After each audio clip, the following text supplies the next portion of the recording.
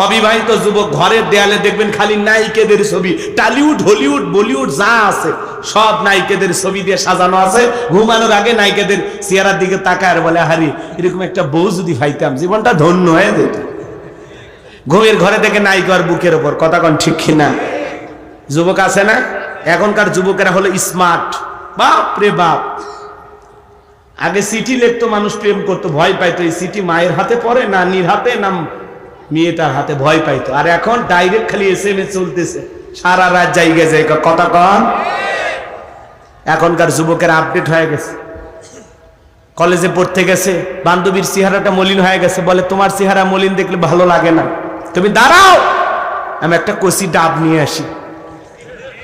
ডাবের দোকানদারে যায়, বলে ভাই একটা ডাব দেন, ডাব কিনে। আসসালামু আলাইকুম ওয়া রাহমাতুল্লাহি ওয়া বারাকাতুহু। ওয়াজটা যদি ভালো লাগে তাহলে একটা কমেন্ট কইরা যায়েন। আল্লাহ তাআলা আমাদের সবাইকে কুরআন ও সুন্নাহ অনুযায়ী চলার তৌফিক দান করুন, আমিন। আসছে মেয়ে পাইপ দিয়ে ডাব কি সুন্দর করে খাইতেছে, বলে খাও। ছেলে তখন বলতেছে, তুমি একাই খাবে, আমারে কি দিবা না? বলে আমি আগে অর্ধেকটা খাই। কয় না, আমি একটু তোমার মুখে পাইপ লাগায় খাবো। এরকম দুষ্ট পোলাপান আছে না নাই? আহা, নিজের মা খাইছে কিনা খবর নাই না, বাবা খাইছে কিনা খবর নাই না, আর বান্ধবী না খাইলে ওর মাথা কাজ করেন। এরকম দুষ্ট পোলাপান আছে না না? নিজের মা বাবারে কোনোদিন ডাব কিনে খাওয়াইলি না, আর বান্ধবীরে ডাব কিনে খাওয়ায়, ফুসকে কিনে খাওয়ায়, চটপটি কিনে খাওয়ায়। কয় মামা দুইটা চটপটি হবে, ঝাল একটু বেশি হবে, কথা কয় না কে? ফুসকেনে দুইজন বসে আছে, নফল দোয়া তাসবিহ পড়ে, ছেলেও খায় না মেয়েও খায় না। ছেলে বলে তুমি আগে শুরু করো, লেডিজ ফার্স্ট।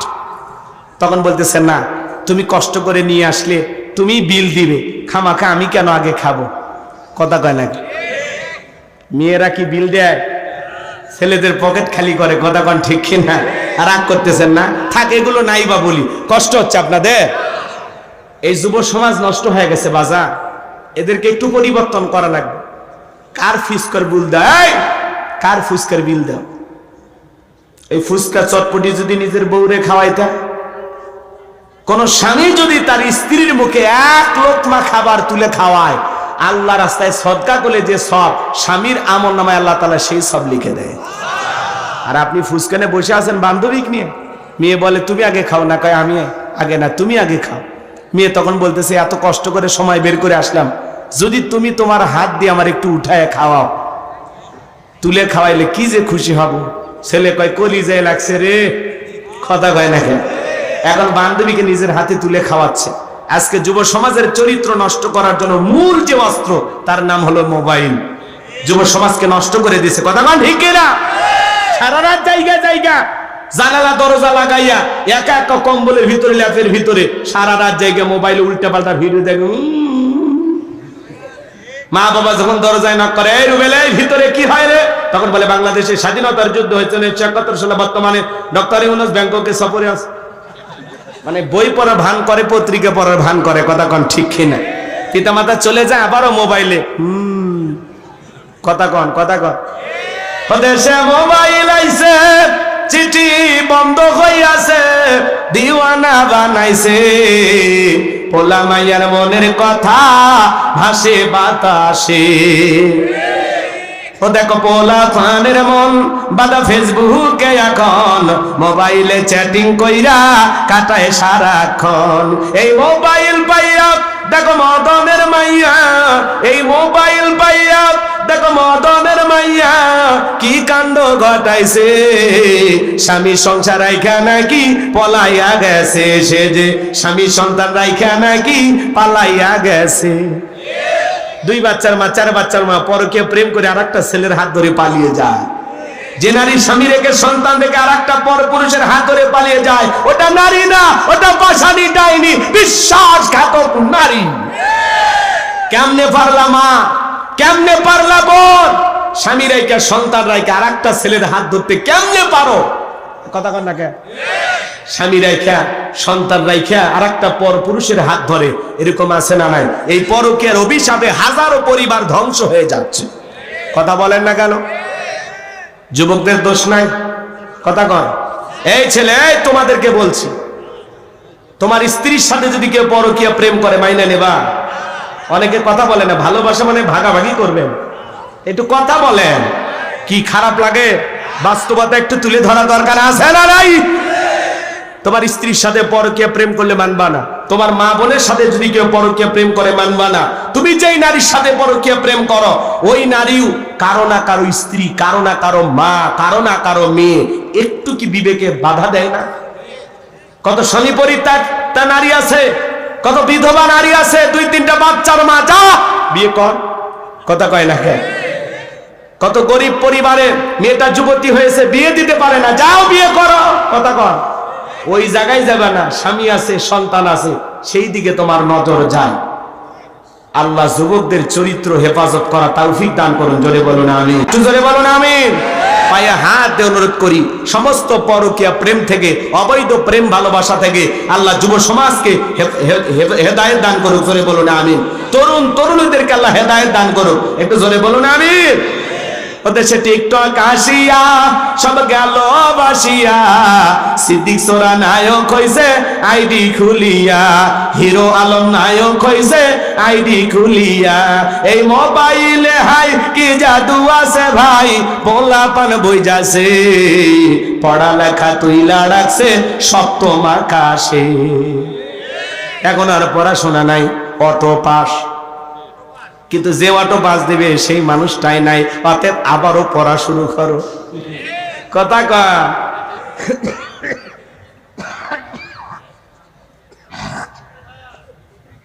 যিনি তোমাদেরকে অটো পাস করায় দিবে তিনি তো নাই, অতএব ভালো হয়ে যাও। আল্লাহ যুবকদের হেদায়েত দান করো। কোন কোন যুবক আছে বিয়ের আগে কোনো অবৈধ প্রেম ভালোবাসা করবা না, মা বাবার পছন্দের মেয়েকে বিবাহ করবা? হাত তুলে দেখাও। কে রাজি আছেন তো? ইনশাআল্লাহ। এক চাচাও হাত তুলছে। এই বয়সে রিস্ক নেন না, চাচি যদি এই ভিডিও দেখে বাড়িতে আর যাইতে দেবেন। আল্লাহ যুবকদের হেদায়েত দান করুক। জোরে বলেন আমিন। কথা মনে আছে না নাই?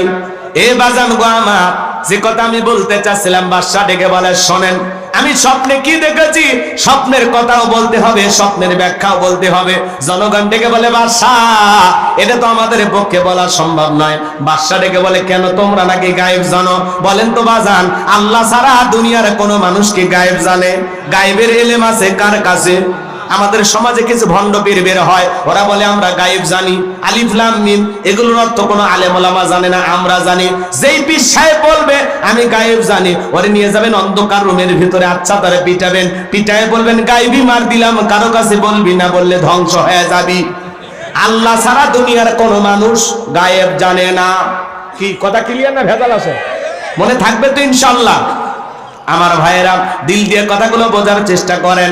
এইবার বাদশা বলতে না চলো ডেকে বলে আমি তোমাদের 7 দিনের আলটিমেটাম দিলাম, এই 7 দিনের মধ্যে আমি স্বপ্নে কি দেখেছি স্বপ্নের ব্যাখ্যাও বলতে হবে এবং স্বপ্নের কথাও তোমাদেরকে বলতে হবে। জনগণ ডেকে বলে বাদশা 7 দিন কেন, 7 বছর সময় দিলে আমাদের পক্ষে বলা সম্ভব নয়। সমস্ত জনগণেরা চলে গেল, জেলার এইবার জেলখানায় ডেকে করতেছে।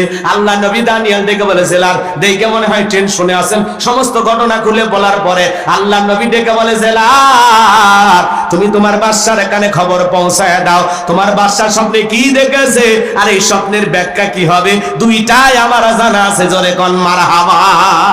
এইবার জেলার যায় বলে বাদশা আপনার টেনশনের ঔষধ পাওয়া গেছে, আপনি স্বপ্নে কি দেখেছেন আর এই স্বপ্নের ব্যাখ্যা কি হবে? জেলখানা একটা কয়েদি দিয়েছে নাম দানিয়াল, সে ব্যাখ্যা জানে। তাই নাকি? বলে হ্যাঁ ঠিক আছে, যাও বাজানকে নিয়ে আসো। আল্লাহ নবী দানিয়ালকে যখন বলা হলো বাদশা তোমাকে ডেকেছে, আল্লাহ নবী দানিয়াল ডেকে বলে শোনো, বাদশার সামনে যাইতে রাজি আছি, আমার একটা শর্ত আছে, আমার 70,000 উম্মতকে আগে জেলখানা থেকে বের করে দেওয়া লাগবে, সবার শেষে আমি বের হব। চিৎকার মেরে বলুন সুবহানাল্লাহ। নেতৃত্ব যদি শেখা লাগে, নেতাগিরি যদি শেখা লাগে, নবীদের কাছ থেকে শেখা লাগবে। আপনি যাত্রার পিছনে মিছিল করতে যান, নওগাঁ শহরে মিছিল করতে গেছেন, নেতা ভাইসি একখান ট্যাবলেট খান, ট্যাবলেট খান, ট্যাবলেট খান, যেখানে আমরা আছি সেখানে ট্যাবলেট খান, কবরে তোমরা কেন ওপরে? নেতার সাথে মিছিল করতে যায়, পুলিশ এসে 105 জনকে ধরে নিয়ে গেল, নেতা সহ। নেতার তো সকাল বিকাল জেলখানায় ঢোকে আর বের হয়, মামু খালুর অভাব নাই। কিন্তু আপনি গরিব মানুষ, রিক্সা চালান, ভ্যান চালান, মাঠে ময়দানে কাজ করেন। আপনার নেতা যদি আপনাকে ভালোবাসতো, ডেকে বলতো শোনো আমার কর্মীরা আমাকে মোহাব্বত করে মিছিল করতে আসছে, একদিন রিক্সা না চালাইলে ওদের বাড়িতে আগুন জ্বলে না, পরিবারের মুখে খাবার উঠবে না। আমার একটা কর্মী জেলখানায় থাকা অবস্থায় আমি নেতা বাহিরে বের হব না, তারা হলো সত্যিকারের নেতা। আর আপনাকে বিপদে ফেলে নেতা জেলখানা থেকে বের হয়ে আসে, আপনার পরিবারের মুখে খাবার নাই, বউ বাচ্চা কান্নাকাটি করে, জামিনে আপনাকে সারা দিয়ে লক্ষ লক্ষ টাকা খরচ করে। কথা কন। অতএব যেই নেতা আপনার বিপদে পাশে দাঁড়াবে, আপনার সুখে দুঃখে পাশে দাঁড়াবে, আপনার দুঃখ দেখে কাঁদে, আপনার সুখ দেখে হাসে, এমন নেতার পেছনে দৌড়ান লাগবে। যাত্রার পিছনে দৌড়ে বউ বাচ্চা বিপদে ফেলার কোনো দরকার, বুঝতে শুনে পা ফেলবে। কি বলে? খালি যাত্রার পিছনে স্লোগান দেন না। বল্টু ভাইয়ের চরিত্র ফুলের মতো পবিত্র, নামাজ পড়ে এক ওয়াক্ত, গাঁজা খাই 5 ওয়াক্ত, গুমচুরিতে পাকাপোক্ত, শয়তানের 1 নাম্বার ভক্ত, হুজুরদের জন্য খুবই শক্ত, চুষে খাই গরিবের রক্ত। পোস্টারে লেখা আছে গরিবের বন্ধু, ভোট দিয়ে দেখেন গরিবের কয় নাম্বার শত্রু। কথা কন না কে? এজন্য যাত্রার পিছনে দৌড়ান যাবে না, ভালো মানুষ দরকার। কথা কন। সৎ যোগ্য নামাজি আল্লাহওয়ালাদেরকে দরকার। কথা বলেন। কথা যেন মনে থাকে, অল্পতে বুঝে নেবেন, বেশি গভীরে না যাওয়াই ভালো। আমার ভাইয়েরা, দিল দিয়ে কথাগুলো বোঝার চেষ্টা করবেন। আমি গুনাহগার যে কথা বলতে চাচ্ছিলাম, এইবার জেলার আইসা বলতেছে বাদশাহ যে আপনার স্বপ্নের ব্যাখ্যা জানে, তার একটা শর্ত আছে, তার 70,000 লোক জেলখানা আছে, তাদেরকে ছেড়ে দেওয়া লাগবে। এইবার বাদশাহ ডেকে বলে, জেলার ওই যুবক, ওই ছেলেটা যদি বলে এই জেলখানা কেন, তাম পৃথিবীর জেলখানার আসামি ছেড়ে দিতে রাজি, বাজান যা বলে তুমি তাই করো, জোরে কোন মারহাবা। এইবার আল্লাহ নবী দানিয়েল আলাইহিস সালামের সমস্ত উম্মতদেরকে জেলখানা থেকে বের করে দেওয়া হলো। আল্লাহ নবী দানিয়েল আলাইহিস সালাম যখন বাদশার দরবারে প্রবেশ করবেন, দরবারে প্রবেশের নিয়ম হলো যত মানুষ দরবারে প্রবেশ করে মাথাটা নত করে প্রবেশ করা লাগে, কিন্তু আল্লাহ নবী দানিয়েল কি কোনো জালেমের কাছে মাথা নত করতে পারে? ইয়্যাকা না'বুদু ওয়া ইয়্যাকা নাস্তাঈন, আমরা তোমার ইবাদত করি, তোমার গোলামি করি, সাহায্য তোমার কাছে চাই, আল্লাহ ছাড়াই মাথা দুনিয়ার কারো কাছে নত করা যাবে না। দেহটাকে আঁটোসাঁটো করলেন, মাথাটাকে উঁচু করে সুন্দর করে দরবারে প্রবেশ করলেন। এমন দৃশ্য দেখার পরে বাদশা ভক্তেরা জোরে ডেকে বলে, বাজান যত মানুষ আমার দরবারে প্রবেশ করে মাথা নত করে, তুমি কেন মাথা নত করলা না? আল্লাহ নবী দানিয়েল আলাইহিস সালাম ডেকে বলে, আপনার স্বপ্নের কথা যে আমার মাথার মেমোরিতে সেভ করে দিয়েছে, তার কথা হলো তাকে সারা দুনিয়ার কারো কাছে মাথা নত করা যাবে না। আমি যদি মাথা নত করতাম, আপনার মতো যদি স্বপ্নের কথা ভুলিয়ে দিত, আপনি টেনশনে মারা যেতেন, আমাকে মেরে ফেলতেন। তখন ডেকে বলে, বাজার আসলেই তোমার মাথায় বুদ্ধি আছে, তুমি একটা জ্ঞানী মানুষ, জোরে কোন মারহাবা। কথাগুলো বোঝার চেষ্টা করবেন। এইবার বাদশা বক্তে নাসর নিজের চেয়ার থেকে উঠলেন, আর আল্লাহর নবী দানিয়েল আলাইহিস সালামকে চেয়ারে বসায়া দিলেন। তাহলে জেলখানা থেকে বের করে চেয়ারে বসায়া দেন, তিনি কে? সে আল্লাহ যে আছে না নাই? বয়সটা মনে একটু বেড়ে গেছে, একটু জোরে কর না, নাউজুবিল্লাহ। রাগ করে? আল্লাহ নবী দানিয়েল আলাইহিস সালাম চেয়ারে বসেছেন, বাদশা ডেকে বলে, বাবা তাড়াতাড়ি স্বপ্নের কথা বলো, স্বপ্নের ব্যাখ্যা বলো। আল্লাহ নবী দানিয়েল আলাইহিস সালাম এইবার বলবে, আমি কি পুরো ঘটনাটাই বলবো? আপনারা কি শুনবেন? কারা কারা একটু হাত তুলে দেখান তো বাজার, লিল্লাহি তাকবীর। অনেকে ওয়াদা দিয়ে ওয়াদা রাখতে পারেন না, তার কিছু প্রমাণ আপনাদের সামনে আমি দেখতে পাচ্ছি। যাই হোক, কষ্ট হচ্ছে আপনাদের। 10টা মিনিট আর একটা আয়াত আছে না নাই? আমার আল্লাহ রাব্বুল আলামিন বলেন 10টা মিনিট দিলটা নরম করে গুনাহগারের কথাগুলো শুনে যান।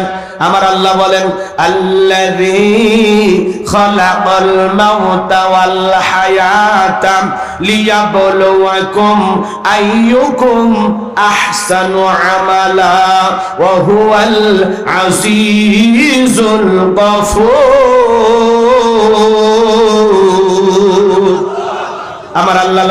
আমার আল্লাহ রাব্বুল আলামিন ডেকে বলেন, আল্লাযী খালাকাল মাউতা ওয়াল হায়াতা, যিনি সৃষ্টি করেছেন মৃত্যু আর জীবন, লিয়াবলুয়াকুম আইয়ুকুম আহসানু আমালা।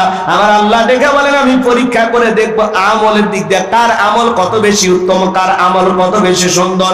আল্লাহ তাআলা মৃত্যু আর জীবনের মাঝামাঝি যে সময়টা আপনাকে আমাকে দিয়েছেন, এই সময়টা আল্লাহ তাআলা আপনাকে আমাকে দিয়েছেন উত্তম আমল করার জন্য। দুনিয়া হলো পরীক্ষা দেওয়ার জায়গা। কি দেওয়ার জায়গা? ফলাফল পাওয়া যাবে কোথায়? আখিরাতে। দুনিয়াতে কোনো ফলাফল নাই। ফলাফল কোন জায়গায়? আর এদিক খেয়াল করেন, আমরা যদি আল্লাহর গোলামি সঠিকভাবে করতে পারি, এই গোলামির বেতন হিসাবে, ফলাফল হিসাবে আল্লাহ তাআলা আপনাকে আমাকে দেবেন জান্নাত। বলুন সুবহানাল্লাহ। দিল দিয়ে কথাগুলো বুঝবেন, অন্তরটা একটু নরম করেন। আয়াতের শুরুতে আল্লাহ কি বলেন? আল্লাযী খালাকাল মাউতা ওয়াল হায়াতা, যিনি সৃষ্টি করেছেন মৃত্যু আর জীবন, সর্বপ্রথম আল্লাহ তাআলা মৃত্যুর কথা কেন বললেন বাজান গো আমার? পৃথিবীর যত ক্ষমতাধর নেতা হোক, বলেন তো মৃতকে জীবিত করার ক্ষমতা কোন নেতার আছে? যারা শহীদ আবু সাঈদের বুকে গুলি চালিয়েছিল, যেই নেতারা বড় বড় কথা বলেছিল, একটা শহীদ আবু সাঈদকে ফিরে দেওয়ার ক্ষমতা কারো আছে? জোরে বলেন আছে? ভাইরা আমার, দিল দিয়া কথাগুলো বোঝার চেষ্টা করবেন। আমি যে কথা আপনাদের উদ্দেশ্যে বলতে চাই, গভীর মনোযোগ দিবেন।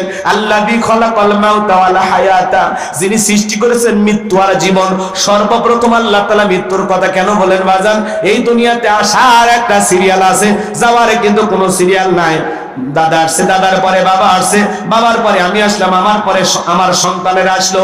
কিন্তু যাওয়ার বেলায় দাদার আগে নাতি চলে যায়, বাবার আগে সন্তান চলে যায়, বাবার কাঁধে সন্তানের লাশ। এটা হলো দুনিয়ার সব চাইতে ভারী বোঝা। আজকে বগুড়া শহরের ধনুটে নতুন একটা জায়গা নাম দিয়েছে জাপলং। কথা কি বোঝেন নাই? এই জায়গায় একটা ছেলে গোসল করতে গিয়া পানিতে ডুবে মারা গেছে। তার মা বাবারা হাজারি কান্নাকাটি, চোখের পানি ছেড়ে দিয়ে কান্নাকাটি করতেছে। বাবা সন্তানের লাশ ধরে হাউমাউ করে কাঁদে, সন্তান পানিতে ডুবে মারা গেছে। আজকেই বগুড়া ধনুটের খবর বাজানো গো আমার। মা কান্না করে, বাবা কান্নাকাটি করে। বাবা মা জীবিত থাকা অবস্থায় সন্তানটা যদি মারা যায়, এই দুঃখ, এই কষ্ট, এই ব্যথা মা বাবা সারা দুনিয়ার কেউ বুঝতে পারবে না। সন্তানের কাঁধে লাশ, বাবার কাঁধে সন্তানের লাশ, এটা দুনিয়ার সব চাইতে ভারী বোঝাই, বোঝার বহন করা যায় না। একটা সন্তান দুনিয়াতে আসবে 9 মাস 10 মাস আগে খবর পাওয়া যায়, কিন্তু একটা মানুষ দুনিয়ার থেকে মৃত্যুবরণ করবে 9 সেকেন্ড আগেও জানে না কার কখন মৃত্যু হবে। কুল্লু নাফসিন যায়িকাতুল মাউত, প্রত্যেক প্রাণীকেই মৃত্যুর স্বাদ গ্রহণ করা লাগবে। দুনিয়া থাকার জায়গা না, সবাইকে বিদায় নিয়ে চলে যাওয়া লাগবে। মৃত্যুর স্বাদ হলো 2 প্রকারের, মিষ্টি খাইলে মিঠা লাগে, নিম পাতা খাইলে যেমন তিতা লাগে। যারা ইমানদার, যারা হলো নেক আমল করেছে, আল্লাহর প্রিয় গোলাম হয়েছে, তাদের মৃত্যুটা হবে মিঠা। মায়ের কোলে দুধ পান করতে করতে শিশুটা যেমন ঘুমের মধ্যে চলে যায়, যারা ইমানদার তারা তেমনি ভাবে দুনিয়ার থেকে বিদায় নেবে, টেরও পাবে না। বলুন সুবহানাল্লাহ। কিন্তু যারা আল্লাহর অবাধ্য গোলাম, নাফরমান, বেঈমান, এদের মৃত্যুর যন্ত্রণা বড় ভয়ঙ্কর। পা থেকে মাথা পর্যন্ত রুহটা ছোটাছুটি করবে। দেখেন না, চোখগুলো বড় বড় করে পেশাব পায়খানা করে দেয়, গালি দিতে দিতে মারা যায় কত মানুষ। মৃত্যুর স্বাদ গ্রহণ করে দেখে মনে হয় আহারে কি ভয়ঙ্কর ভাবে বিদায় নিতেছে। এ বাজার, আজ হোক কাল হোক আপনাকে আমাকে মৃত্যুবরণ করতে হবে, দুনিয়া থাকার জায়গা না।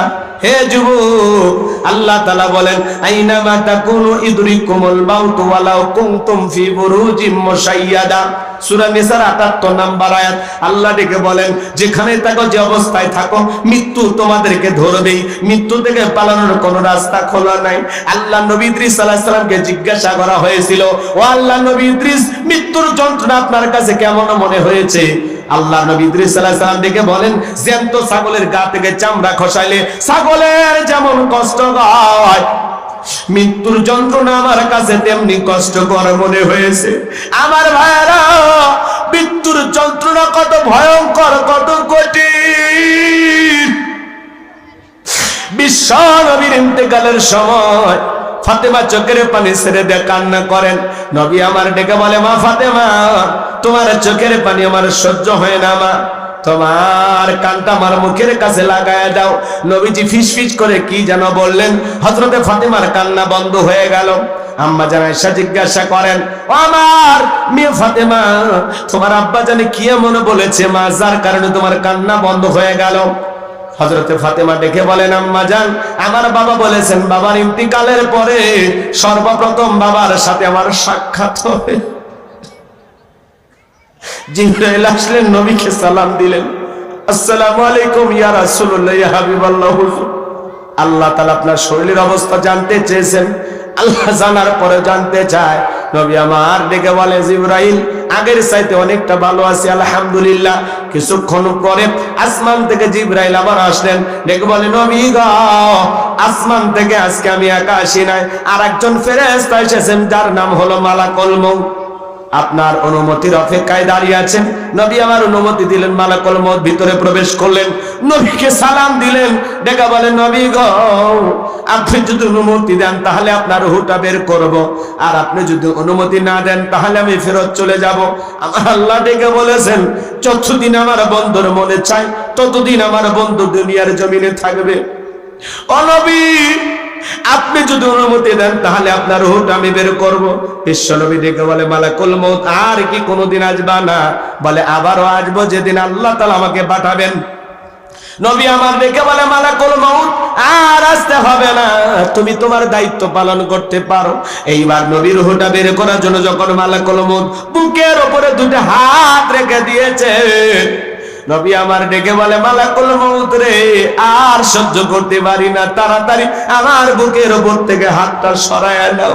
নবী চোখের পানি ছেড়ে দিয়ে কান্না করেন আর ডেকে বলেন এই যদি হয় মৃত্যুর যন্ত্রণা আমার উম্মতেরা সহ্য করতে পারবে না। মালাকুল মউত ডেকে বলে নবী বিশ্বাস করেন এই পৃথিবীর সবচাইতে কম কষ্ট দিয়া আপনার রূহটা আমি বের করার চেষ্টা করতেছি। আমার আল্লাহ বারবার বলেছেন মালাকুল মউত রে আজকে এমন একজন মানুষের কাছে জানি আমি আল্লাহ যারে বড় বেশি ভালোবাসি, খবরদার মালাকুল মউত বেয়াদবি যেন না হয়। বিশ্বাস করেন গো নবী আপনার রূহটা বের করার জন্য আমি পৃথিবীর সবচাইতে বেশি সতর্কতা অবলম্বন করে আপনার রূহটা বের করার জন্য আমি চেষ্টা করতেছি। দ্বিতীয়বার যখন হাতটা রেখে দিলেন নবী আমার চোখের পানি ছেড়ে দিয়ে কাঁদেন আর দেখে বলেন মালাকুল মউত আর সহ্য করতে পারি না, হাতটা সরায় না।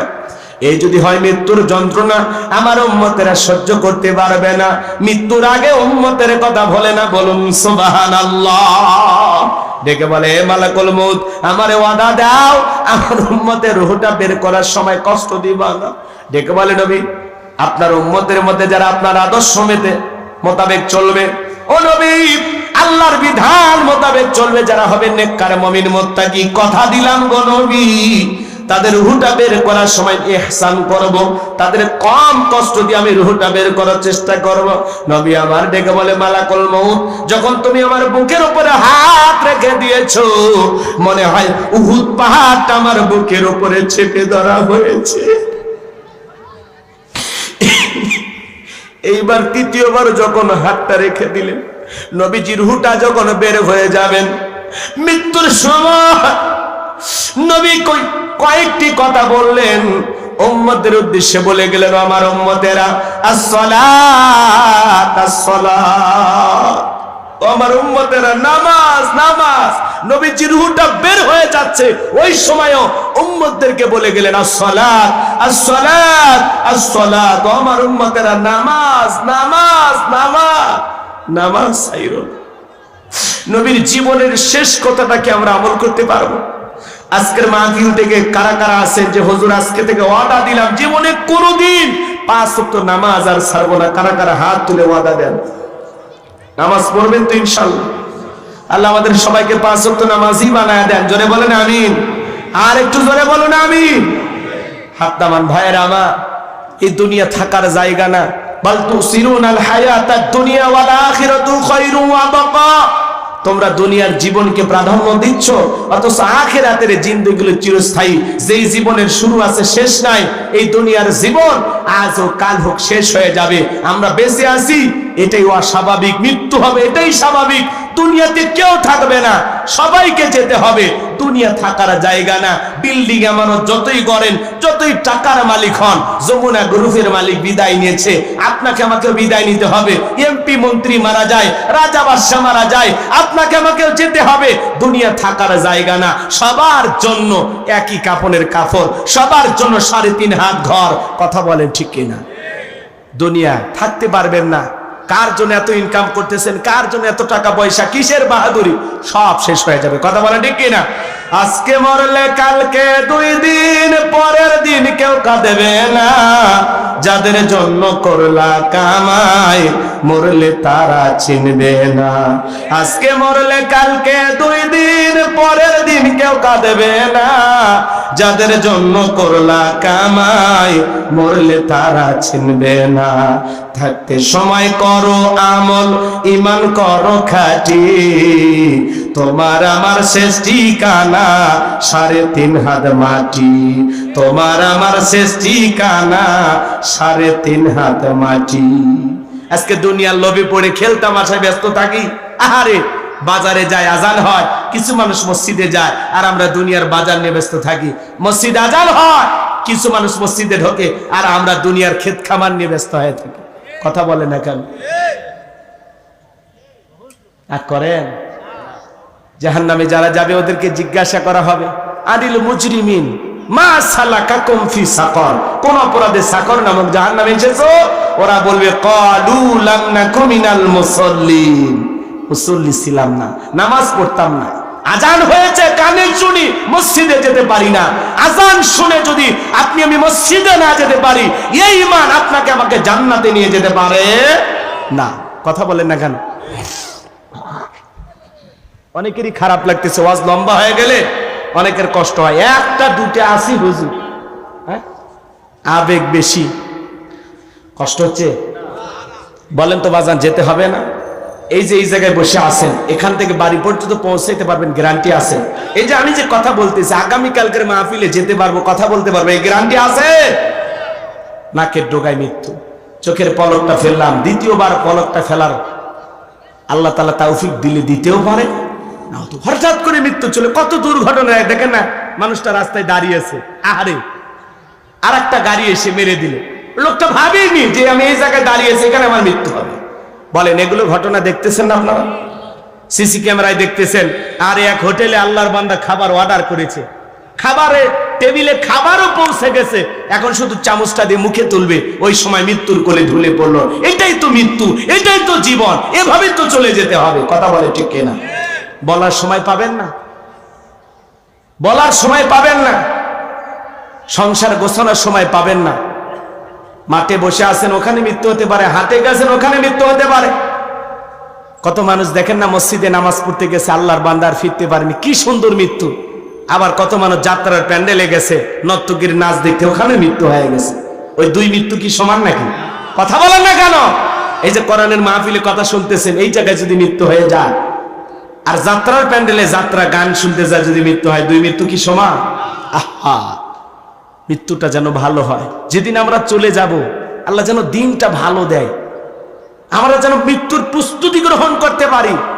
ভাই, নেক আমলের প্রস্তুতি গ্রহণ করতে হবে, কবরে যেতে হবে। কতটুকু মাল সামানা রেডি করেছে?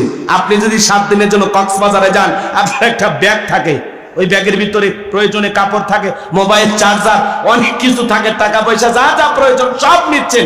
সফর মাত্র 7 দিন, 7 দিনের সফরের জন্য যদি একটা ব্যাগ লাগে, আর আপনি আমি চলে যাব পরকাল নামের সফরে, যেই জীবনের শুরু আছে শেষ নাই। বলেন তো বাজান, একটা নেক আমলের ব্যাগ রেডি করার দরকার আছে না নাই? দেখেন তো আপনার আমল নামার ব্যাগের ভিতরে নামাজ আছে কিনা, রোজা আছে কিনা, হজ আছে কিনা, যাকাত আছে কিনা, দান খয়রাত আছে কিনা, স্ত্রীর হক আদায় করেছেন কিনা, সন্তানদের সাথে ভালো আচরণ করেছেন কিনা, প্রতিবেশীর সাথে ভালো ব্যবহার করেছেন কিনা। দেখেন তো কতটুকু আমল করেছেন, কি নিয়ে যাচ্ছেন। 2টা মিনিট বালিশে মাথা রেখে চিন্তা করেন যে আল্লাহ, এই 50-60 বছরে হায়াতের জিন্দেগি পাইলাম, এমন কোন আমল করেছি যে আমলের কারণে বাঁচতে পারেন যে জান্নাত কনফার্ম?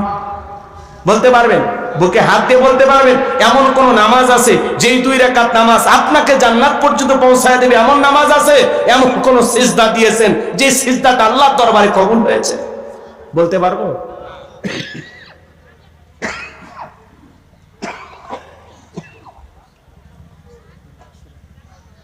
আমার ভাইয়েরা, এই জন্য বলতে চাই, আসুন না,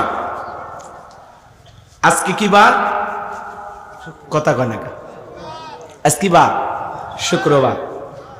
আজকে যখন আমরা বাড়িতে চলে যাব, ফজরের নামাজের সময় আমাদের ঘুম ভাঙবে, এমনও সময় হতে পারে আজকের মাহফিলের কোন শ্রোতা ফজরের নামাজের সময় মসজিদের মাইকে এলান হবে, এই গ্রামের অমুক ব্যক্তি মারা গেছে, ইন্না লিল্লাহি ওয়া ইন্না ইলাইহি রাজিউন।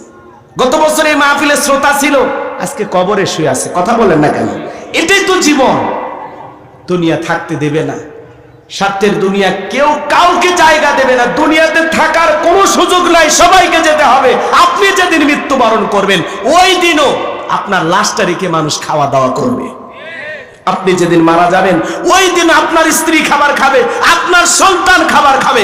পাশের প্রতিবেশীরা রান্না করে নিয়ে এসে বলবে, তোমার মা মারা গেছে, তোমার বাবা মারা গেছে, তুমি তো না খায় আসো। বাবা আমি একটু রান্না করে নিয়ে আসছি, একটু খাও। চাচা নিয়ে আসবে রান্না করে, বড়প্পা নিয়ে আসবে রান্না করে, খালা নিয়ে আসবে রান্না করে। আরে ভাই, যেদিন মারা গেছে ওই দিনও কয়েক দল মানুষ আপনার মুখে খাবার তুলে দেওয়ার জন্য খাবার নিয়ে আসবে। আগে যা খান তার চাইতে বেশি খাইতে পারবেন। এই তো জীবন। কথা বলেন না কেন? কি মনে করেন আপনার মৃত্যুর 7 দিন পার না হতে আপনার সন্তানের মুখে হাসি ফুটবে আর আপনার কথা চিন্তা করবে না? আপনার মৃত্যুর 7 দিন পার না হতে আপনার স্ত্রী ছোট লিপস্টিক লাগায় ঘুরবে। কথা বলেন না কেন? কি মনে করেন আপনার জন্য পুরো দুনিয়াটা থেমে থাকবে? ভুল ভাবতেছেন, ভুল। আপনি মারা গেলেও সব আপন গতিতে চলবে। আপনার জন্য দুনিয়ার কোনো কিছু থেমে থাকবে না, কোনো কিছু থেমে থাকবে না। কথা বলে ঠিক কিনা? আমরা বেশি প্রাধান্য দিতে গিয়ে আমরা আখিরাতকে দূরে ঠেলে দিয়েছি। আসুন না আখিরাতকে কাছে টানি, দুনিয়াকে দূরে ঠেলে দিই। আল্লাহ পাক আমাদের সবাইকে নেক আমলের প্রস্তুতি গ্রহণ করা তৌফিক দান করুন। একটু চিল্লায় বলুন আমিন। তাহলে আল্লাহ বলেন লিয়াবলুয়াকুম আইয়ুকুম আহসানু আমালা। আমি আল্লাহ পরীক্ষা করে দেখব কার আমল কত বেশি উত্তম। যার আমল ভালো তার আখিরাত ভালো, যার আমল খারাপ তার আখিরাতটা হয়ে যাবে বরবাদ। কথা বলেন ঠিক কি না? এই জন্য নেক আমলের প্রস্তুতি গ্রহণ করতে হবে। বিশ্বনবী বলেন ক্বালা রাসূলুল্লাহি সাল্লাল্লাহু আলাইহি সাল্লাম ইন্নামাল কুবুরু রাউদাতুম মিন রিয়াদিল জান্নাহ আও হুফরাতুম মিন হুফারিন নার। রাহু তিরমিজি। বিশ্বনবী ডেকে বলেন যে ব্যক্তির আমল ভালো মৃত্যুর সঙ্গে সঙ্গে আল্লাহ তাআলা তার কবরটাকে জান্নাতের বাগান বানায় দিবেন। বলুন সুবহানাল্লাহ। আর যে ব্যক্তির আমল খারাপ আও হুফরাতুম মিন হুফারিন নার, তার কবরটা হয়ে যাবে জাহান্নামের আগুনের গর্ত। একবার যদি কারো কবর জাহান্নামের আগুনের গর্ত হয়ে যায় তার বাঁচার কিন্তু কোনো উপায় নাই। নবী আমার এক জায়গায় বসা, আসমান থেকে জিবরাইল আসলেন, ডেকে বলেন নবী গো এই মুহূর্তে একটা আওয়াজ হইল, আপনি কি শুনতে পাইছেন? আমার নবী বলে হ্যাঁ আমি শুনতে পেয়েছি। জিবরাইল ডেকে বলেন নবী গো আজ থেকে 70 বছর আগে আল্লাহ তাআলা জাহান্নামের গর্তের মুখে একটা পাথর ছেড়ে দিয়েছেন। এই মাত্র জাহান্নামের তলদেশে পাথরটা পৌঁছাইলো। চিন্তা করেন বাজান, একটা পাথর ছেড়ে দিলে 70 বছর যদি সময় লাগে নিচে পড়তে, আল্লাহ না করুক আল্লাহ না করুক আপনার আমার গুনাহের কারণে আসমান জমিনের মালিক আল্লাহ বেজার হইয়া একবার যদি জাহান্নামের আগুনের গর্তে ফেলে দেয় আপনার আমার বাঁচার কিন্তু কোনো উপায় নাই। ইন্নাহা সাআত মুস্তাকাররাও ওয়া মুকামা। নিশ্চয়ই আবাসস্থল হিসাবে বসতির জায়গা হিসাবে ওই জাহান্নাম একটা নিকৃষ্ট একটা স্থান, নিকৃষ্টতম একটা স্থান। জাহান্নাম সুখের জায়গা না, ওইটা হলো যন্ত্রণার কারখানা। যারা গুণে অন্ধকার কবরে যাবে ওই বামে চলে যাবে, বামের মাটি ডানে চলে যাবে, এমন জোরে সাপ দেবে বাজান এক পারজনের হার অন্য পাজরে ঢুকে যাবে। কবরে থাকা বিষাক্ত সাপ ছবল মারবে, পা থেকে মাথা পর্যন্ত বিষের যন্ত্রণায় দেহটা জ্বলে পড়ে শেষ হয়ে যাবে। কবরে থাকা অন্ধ ফেরেশতা চোখে দেখে না, কানে শোনে না, হাতুড়ি দা আঘাত করবে, দেহটা চূর্ণ বিচূর্ণ হয়ে যাবে। হে যুবক, দুনিয়ার রং তামাশায় ব্যস্ত হয়ে আসো। দেখলা না কয়েকজন যুবক ঈদের আনন্দে দেশি অস্ত্র নিয়া নদীর বুকে গান বাজাইছে, বক্স বাজাইতেছে। সেনাবাহিনী যখন নৌকা নিয়ে গেল ওই যুবকেরা গান বাজনা বাদ দিয়ে নদীর উপরে ঝেপে ঝেপে পড়লো নিজেকে বাঁচানোর জন্য। নদী সাঁতরায় সাঁতরায় পার হয়ে যাইতেছে। তুমি দুনিয়ার রং তামাশায় নদীর ভিতরে বক্স বাজাইতেছো, গান বাজাইতেছো, আর একটা সেনাবাহিনীর পুলিশের গাড়ি থেকে দৌড়ে পালায় গেলা। তুমি কি মনে করো দুনিয়াতে গান বাজাইতেছো? হয় তোমার দুনিয়ার পুলিশকে দেখে তুমি নৌকা থেকে লাফ দিতে পারো। কথা বোঝেন নাই? আপনারা ভিডিওটা দেখছেন না? যুবকেরা নদীর ভিতরে গান বাজাইছে, হই হুল্লার করতেছে, হাফ প্যান্ট পইরা গেঞ্জি পইরা দেশি অস্ত্র নিয়ে রং তামাশা করে নাচানাচি করতেছে। যখনই সেনাবাহিনী আসছে সমস্ত যুবক নৌকা থেকে লাফায়া লাফায়া জান আগে বাঁচা। তো আল্লাহর ফেরেশতাদেরকে যদি এইভাবে দেখা যেত যে আমার আমলনামাগুলো লিখতেছে, তাহলে আপনি আমি সতর্ক হইতাম। কবরস্থানে পাশ দিয়ে হেঁটে যায় গান শুনতে শুনতে। কথা কয় না ভাই? একটু ভয় কাজ করে না। এখানে যে শুয়ে আছে এই গ্রামে বসবাস করতো, তোমার মতো যুবক নাই, কবরে শুয়ে আছে। তোমাকেও যেতে হবে। আজকে দুনিয়া রং তামাশা, গান বাজনা এগুলো নিয়ে ব্যস্ত আছি। কানে ইয়ারফোন লাগায় গান শুনতেছো, বলা যায় না ওই অবস্থায় তোমার মৃত্যু হতে পারে। তুমি বক্স বাজাইয়া বাসের উপরে লাফালাফি করতেছো, ওই অবস্থায় মৃত্যু হয়ে যেতে পারে। কথা বলে ঠিক কিনা? কখন মৃত্যু হবে? হঠাৎ করে মরণটা চলে আসবে ভাই, বলা যায় না। কত নর্তকী নাচতে নাচতে মারা গেল, কত যুবক আনন্দ ফুর্তি করতে করতে মারা গেল। কথা বলেন না কেন? কত যুবক এই যে দেখলেন না, ঈদের দিনে ঈদের জামা কিনেছে, হারে ঈদের উৎসব করবে, গাড়ি দুর্ঘটনায় মারা গেল, নতুন জামা পরে আছে আর পাশে লাশটাও পরে আছে। কথা বলেন ঠিক কিনা? কত মানুষ ঈদ করতে পারলো না, শত শত প্রাণ রাস্তায় ঝরে গেছে, গাড়ি দুর্ঘটনায় মারা গেল। ওই মৃত্যু তোমার আমারও হতে পারে। কথা বলেন ঠিক কিনা? আজকের মাহফিল শুনতেছেন, কালকে আপনি আমি লাশ। যখন আপনি আমি মারা যাব, সবাই বলবে আব্দুল খালেক, আব্দুল মালিক, আব্দুল সাত্তার, গোলাম রব্বানী, রফিকুল ইসলাম, এগুলো বলবে না। সবাই বলবে লাশটা কোথায়? লাশ মৃত্যু হওয়ার সাথে সাথে সর্বপ্রথম আপনার নামটাকে মুছে যাবে। কথা বলেন না কেন? সবাই আসবে, আত্মীয় স্বজন, আর বলবে কি লাশটা কোথায়, লাশটা কোথায়? কেউ বলবে না চেয়ারম্যান সাহেবের লাশটা কোথায়, কেউ বলবে না, সব শেষ। এই জন্য বাজান, আসুন না একটু আল্লাহকে ভয় করি, পরকালকে ভয় করি। গান বাজনা ছেড়ে দেই, রং তামাশা ছেড়ে দেই, গুনাহ ছেড়ে দেই, বেনামাজি থাকবো না, নামাজি হব। বেপরদা স্ত্রীকে চালাবো না, পর্দায় রাখবো, ছেলে মেয়েদেরকে দিন শিখাবো। কথা বলেন না? আমরা এমন অভিভাবক হয়েছি, ছেলেটা আউল ফাউল চুলের কাটিং দেয়, কথা বলতে পারেন না, শাসন করতে পারেন না, ক্ষমতা নাই। মেয়েটা বেপরদায় চলাফেরা করে, কিছু বলতে পারে না। বিবিটা বেপরদায় চলাফেরা করে, কিছুই বলতে পারি না। আমরা মানে অসহায়। কিন্তু আসলে আপনি আমি পুরুষ হওয়ার চেষ্টা করি। কষ্ট পাইছেন? আমার কথায় কি আপনারা কষ্ট পাইছেন, ব্যথা পাইতেছেন? এই জন্য আসুন, দুনিয়ার রং তামাশা কমাইয়া দিয়া আমরা পরকালকে ভয় করি, আল্লাহকে ভয় করি, নেক আমলের জিন্দেগি করি। কারা কারা নেক আমল করে কবরে যেতে চান, দুইটা হাত তুলে আল্লাহকে দেখান। আল্লাহ পাক আমাদের সবাইকে নেক আমল করা তৌফিক দান করুন। জোরে বলুন আমিন। আরো দুইটা ঘটনা বলার আমার ইচ্ছা ছিল, যেহেতু সময় নাই ওই দিকে আর আমি না যাই। যতটুকু বলেছি আল্লাহ যেন ততটুকুর পরে আমল করা তৌফিক দান করেন। একটু জোরে বলুন আমিন। বাদশার ঘটনা আর হযরত আলীর ঘটনা মনে আছে আপনাদের? তো ওই দিকে আর যাওয়ার সুযোগ নেই, আধা ঘন্টা লেগে যাবে। হযরত আলীর কথাটাই 1 মিনিটে শেষ করে দিই। আলীর কথাটা দুইটারে একটা বলি বাবা। আর শোনেন, বাদশার ঘটনা বলতে গেলে আরো আধা ঘন্টা লাগবে। বেঁচে থাকলে আবারও কোথাও দেখা হবে ইনশাআল্লাহ। তাকবীর দালিল লাগে তাকবীর।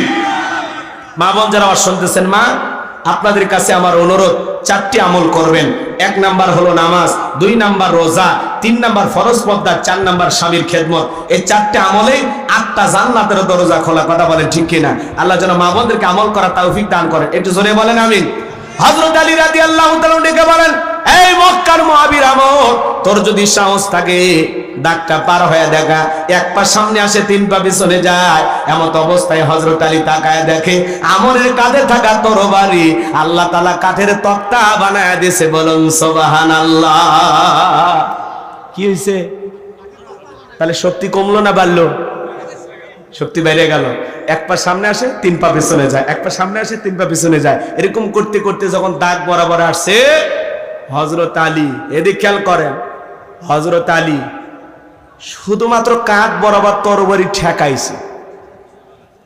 তরবারি ঠেকাইতে দেরি, দেহ থেকে আল্লাহ তাআলা কাল্লাটাকে আলাদা করতে দেরি করেনি। বলেন সুবহানাল্লাহ। ক্ষমতা কার? বলেন। হযরত আলী তরবারি নিয়ে মারছে, দৌড় রাসূলের কাছে যা বলে, নবী আমি মারিনি। কে মারিনি? আমি মারিনি। কোপ দেওয়াই লাগেনি, যে কোপ দেওয়ার আগে কাল্লা পড়ে গেছে, তার মানে কে ফালাইছে? এদিকে খেয়াল করেন, আমার আল্লাহ ডেকে বলে, আমার নাম আল্লাহ, যারা দিতে চাই আমি এবং আমার রাসূলের সাথে পাল্লা, আমি রাখবো না তাদের ঘাড়ে কাল্লা। চিৎকার মেরে বলুন সুবহানাল্লাহ। আল্লাহর সাথে পাল্লা দিয়ে কোনো জালেম টিকতে পারে? আজও পৃথিবীর জমিনে যারা মুসলমানের রক্ত নিয়ে খেলা করতে চাই, ইসলাম আলাদেরকে বিদায় করতে চাই, মনে রাখবেন নমরুদ ফিরাউনের যেমন জায়গা হয় নাই, আজও যারা মুসলমানের রক্ত নিয়ে খেলা করতেছে ওই বেঈমানদের জায়গা পৃথিবীর জমিনে হবে না। হবে না, কথা বলা ঠিক না?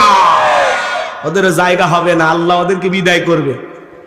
আল্লাহ ধরে না, যখন ধরবে ছাড় পাবে না। কথা বলেন না কেন?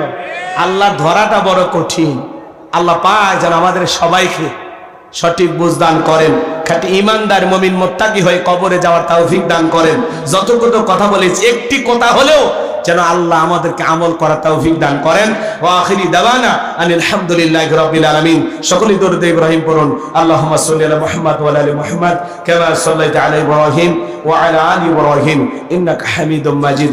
আল্লাহুম্মা বারিক আলা মুহাম্মাদ ওয়া আলা আলি মুহাম্মাদ কামা বারাকতা আলা ইব্রাহিম ওয়া আলা আলি ইব্রাহিম ইন্নাকা হামিদুম মাজিদ। বাবাজি দোয়া। আল্লাহুম্মা আমিন। ربنا ظلمنا أنفسنا وإن لم تغفر لنا وترحمنا لنكونن من الخاسرين। গোবিন্দপুর ডিবি দারুল কোরআন নুরানী মহিলা হাফিজিয়া কওমি মাদ্রাসা এতিমখানার উন্নয়ন কল্পে আজকের তাফসীরুল কোরআন মাহফিলের শ্রদ্ধাভাজন সভাপতি জনাব অধ্যক্ষ মোহাম্মদ আব্দুল মতিন মন্ডল সাহেবকে কবুল করো। প্রধান অতিথি জনাব মোহাম্মদ আব্দুল সাত্তারকে কবুল করো। সহ সভাপতি হিসেবে অনেকের নাম রয়েছে, আল্লাহ তোমার গোলামদের তুমি কবুল করো। বিশেষ অতিথি হিসেবে যাদের নাম আছে আল্লাহ সবাইকে কবুল করো। আলোচনা করেছেন এইচএম আব্দুল সালাম সাইফি, মাওলানা গোলাম রব্বানী, হযরত মাওলানা আতাউর রহমান সহ যত ভাইরা কথা বলেছেন সকলের কণ্ঠ আল্লাহ দ্বীনের জন্য কবুল আর মঞ্জুর করে নাও। আমরা যারা হাত তুলে ধরেছি অনেকের মা নাই, বাবা নাই, ইয়তীমানা কবরে চলে গেছে। জনম দুঃখিনী মা বাবার খবরের সবটুকু পৌঁছায় দাও। আদরের আব্বা আম্মার কবর জান্নাতের বাগান বানায় দাও। রব্বির হামহুমা কামা রব্বায়ানি সগীরা রব্বির হামহুমা কামা রব্বায়ানি সগীরা। আল্লাহ পিতামাতা যাদের বেঁচে আছে আল্লাহ পিতামাতার খেদমত করে তাদের মুখে হাসি ফোটাইয়া জান্নাত অর্জন করার তৌফিক দিয়া দাও। আত্মীয় স্বজন যারা কবরে চলে গেছে মাফ করে দাও, কবরগুলো জান্নাতের বাগান বানায় দাও। আমরা যারা হাত তুলে ধরেছি নফসের ধোঁকায় পড়ে দুনিয়ার মহাব্বতে পড়ে দিনের আলোতে রাতের আধারে গোপনে প্রকাশ্যে অনেক গুনাহ করে ফেলেছি। আল্লাহ আমাদের সকলের তামাম জিন্দেগির গুনাহগুলো মাফ করে দাও। তুমি যদি মাফ না করো কার কাছে যাব? তুমি রহমান, তুমি রহিম, তোমার অনেক দয়া। ওয়া আনতা আরহামুর রাহিমিন। আল্লাহ গো আমাদের সকলের জানা অজানা ছোট বড় গোপন প্রকাশের তামাম জিন্দেগির গুনাহগুলো মাফ করে দাও। সকলের দরজা হইতে আল্লাহ ফিরিয়া তোমার দরজাতে রহিলাম মোরা পড়িয়া। যত গুনাহ করছি মাবুদ মোরা জীবনে মাফ করে দাও তুমি মাবুদ। নিজে গুনে আদর করে বান্দা আল্লাহ মোদের বাহানাইয়া কেমনে দিবা জাহান্নামে ফেলিয়া। এ জীবনে না করিলাম বন্দেগি গুনাহ করে কাটাইলাম জিন্দেগি। তওবা করে আবার তওবা ভাঙ্গিলাম অবশেষে খাঁটি তওবা করিলাম। আল্লাহ আমাদের সকলের তামাম জিন্দেগির গুনাহগুলো মাফ করে দাও। এমন জায়গায় বসে গুনাহ করেছি দুনিয়ার কেউ জানে না। আল্লাহ আমাদের সকলের জিন্দেগির গুনাহগুলো মাফ করে দাও। ওই কঠিন ভয়ঙ্কর জাহান্নামের আগুন থেকে মুক্তি দাও। আল্লাহ সূর্যের তাপে অস্থির হয়ে যায়, কেমনে সহ্য করবে পাতলা চামড়ার শরীর জাহান্নামের আগুন। ক্ষমতা নাই, মাফ করে দাও। ওই কঠিন জাহান্নামের আগুন থেকে আমাদের মুক্তি দাও। রব্বানা আসরিফ আন্না আযাবা জাহান্নাম ইন্না আযাবাহা কানা গরামা। রব্বানা আতিনা ফিদ দুনিয়া হাসানাতাও ওয়া ফিল আখিরাতি হাসানাতাও ওয়া কিনা আযাবান নার। আল্লাহ আমাদের সবাইকে maaf করে দাও। আজকের মাহফিলে নগদে বাকি দিয়ে যত মানুষ টাকা পয়সা দান করেছে আল্লাহ সকলের দানগুলো কবুল আর মঞ্জুর করে নাও। এ দান উসিলা করে কঠিন কিয়ামতের ময়দানে তোমার আরশের নিচে ছায়া দান করিও। চেয়ারম্যান মহোদয় 5 টন আল্লাহ তাআলা চাল দান করেছেন। আল্লাহ তাআলা অনেক টাকা পয়সা নগদেও দিয়েছেন। আল্লাহ তোমার গোলামের দান কবুল করে নাও। মা বোনেরা দান করেছেন, আল্লাহ কবুল করে নাও। এই মহিলা মাদ্রাসাকে কবুল করো। দুইজন হাফেজা হয়েছে। আল্লাহ তাআলা তোমার বান্দীদের কোরআন সিনার ভিতরে ধরে রাখার তৌফিক দিয়ে দাও। মৃত্যু পর্যন্ত কোরআন আল্লাহ তাআলা তাদেরকে আমল করা তৌফিক দিয়ে দাও। এই মাদ্রাসাকে কাল কিয়ামত পর্যন্ত কবুল করো। মাদ্রাসার উস্তাদ ছাত্রদেরকে আল্লাহ, ছাত্র ছাত্রীদেরকে আল্লাহ তাআলা কবুল করে নাও। আল্লাহ তাআলা দূর দূরান্ত থেকে যারা ছুটে এসেছেন কোরআনের কথা শোনার জন্য, সবাইকে নিরাপদে বাড়ি পর্যন্ত পৌঁছার তৌফিক দান করুন। সবাইকে আপনার রহমতের চাদরে আবৃত করুন। জীবনে কোনোদিন যদি এলাকার মানুষের সাথে দেখা না হয়, এই মুখগুলো আল্লাহ জান্নাতের সিঁড়িতে পরিচয় করায় দিও। সূরা মুলক থেকে আমি আল্লাহ যত কথা বলেছি, একটি কথা হলেও তোমার গোলামদের আমল করার তৌফিক দিও। আজকে থেকে আমাদের সবাইকে 5 ওয়াক্ত নামাজি বানায় দাও। মৃত্যুর প্রস্তুতি গ্রহণ করার তৌফিক দিও।